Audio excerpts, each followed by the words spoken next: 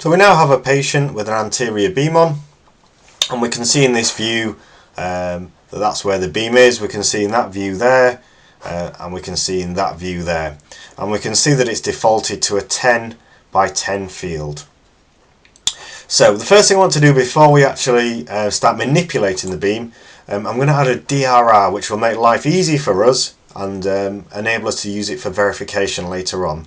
So if we right click on the anterior beam down there and do new DRR, we can see it gives us a number of options in terms of changing the algorithm. So the DRR shows things like airways, chest, soft tissue.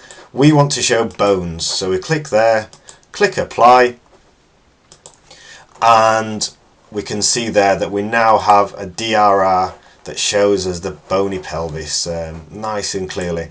If this view doesn't come up automatically, if you right click and click on beam's eye view, because this is what this is, a beam's eye view, we can now see that.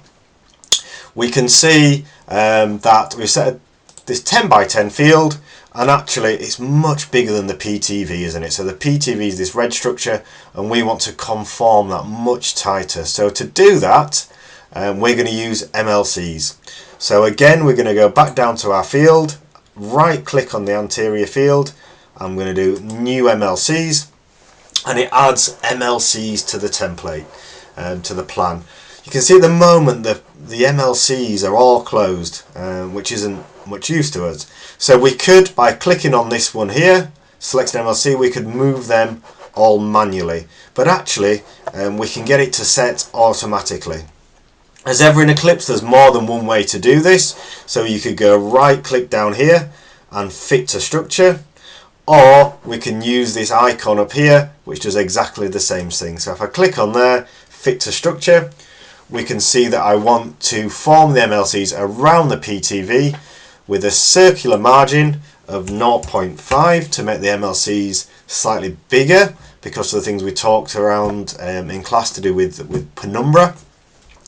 And then we're going to optimize the collimator jaw, but we're not going to optimize the rotation. Okay, so leave that one unticked, just tick that one, and then we're going to click fit.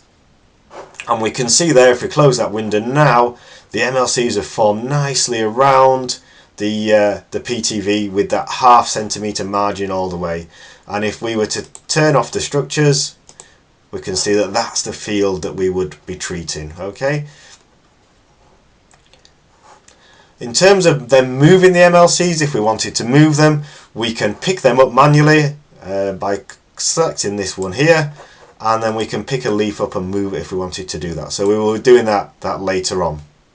And you can see that the jaws have moved in to back up the closest MLC to reduce the amount of interleaf leakage reaching the patient as much as possible.